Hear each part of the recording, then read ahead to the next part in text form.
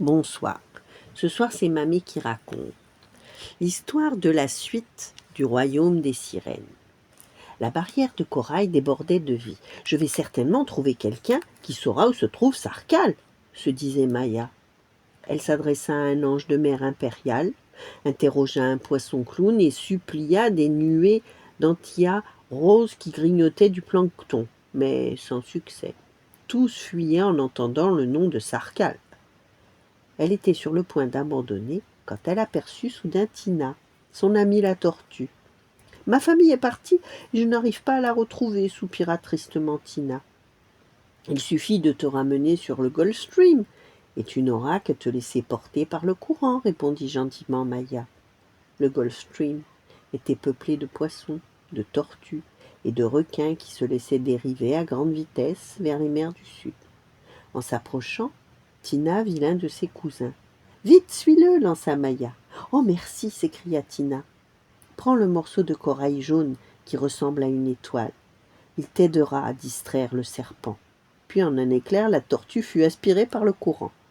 Maya détacha délicatement le corail et repartit pour le palais. À mesure qu'elle s'approchait de chez elle, l'eau devenait plus sombre et les courants plus violents. Le palais était entouré de tourbillons frénétiques. Le serpent avait déjà retourné le pouvoir de la perle contre le royaume des sirènes. Maya dut s'éloigner du palais pour ne pas être prise dans un tourbillon. Alors que la violence des courants semblait diminuer, elle aperçut alors une grotte qui semblait être un abri idéal. Soulagée, elle pénétra à l'intérieur. 4 grands yeux étonnés fixèrent Maya. C'étaient Mina et Mélissa. Elles avaient également trouvé refuge dans la grotte. « Avançons à l'intérieur en attendant que la tempête se calme, » suggéra Maya. Les sirènes se donnèrent la main et s'aventurèrent bravement vers le trou noir de la grotte. Alors que les sirènes ne sentaient pas le froid, un grand frisson les parcourut. Soudain, elles entendirent un terrible grondement. C'était Sarkal, le serpent de mer. Il était assoupi devant elles, entortillé autour de la précieuse perle. L'éclat de la perle se reflétait sur ses écailles violettes, si bien que les sirènes eurent une vision parfaite de son gigantesque corps et de sa mâchoire menaçante. Quand l'horrible créature ouvrit un œil, elles retinrent toutes 3 leur souffle. « Pourquoi ne nous attaque-t-il pas » chuchota Maya. Elle n'avait pas remarqué que la lumière orangée du corail autour de son cou avait hypnotisé Sarkal.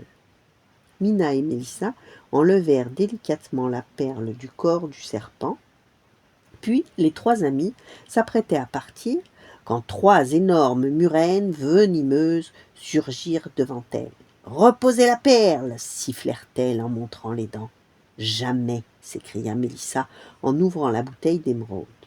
En quelques secondes, la grotte fut remplie d'encre, ce qui permit aux sirènes de s'échapper. Mais elles étaient toujours en danger, car le serpent allait bientôt se réveiller. Mina souffla alors dans son coquillage et appela les dauphins. En un éclair, les amis vinrent la rejoindre. Face à une telle armée, les murènes rebroussèrent chemin et retournèrent dans leur grotte. Attirées par l'éclat de la perle, les créatures de la mer suivirent les dauphins en direction du royaume des sirènes. Les tourbillons disparaissaient à mesure que la protection s'approchait du palais. Diego partit en éclaireur pour l'annoncer au roi Neptune qu'ils avaient retrouvé la perle. La bonne nouvelle se répandit dans tout le royaume. Quand Maya, Mina et Mélissa entrèrent dans le jardin du palais, elles furent applaudies par une foule de sirènes. Le roi Neptune était fou de joie. Il embrassa Maya et dit « Vous êtes des sirènes très courageuses. Vous avez sauvé le royaume. Ce soir, je donnerai un bal en votre honneur pour célébrer le retour de la perle. » Les créatures des profondeurs de la mer, celles de la surface et de la barrière de corail furent toutes conviées. Diego, Flash et Tina furent accueillis en invités d'honneur. Un orchestre de flûtes et de percussions accompagnait la voix mélodieuse des sirènes. À la nuit tombée, la salle du banquet fut illuminée par l'éclat du corail et des méduses, alors que les hippocampes proposaient des petits fours et des rafraîchissements aux invités. À minuit, le poisson-trompette sonna le corps pour annoncer que Maya, Mina et Mélissa étaient nommées officiellement gardiennes de la perle. On déposa alors sur leur tête une couronne d'ambre et d'aigues marines.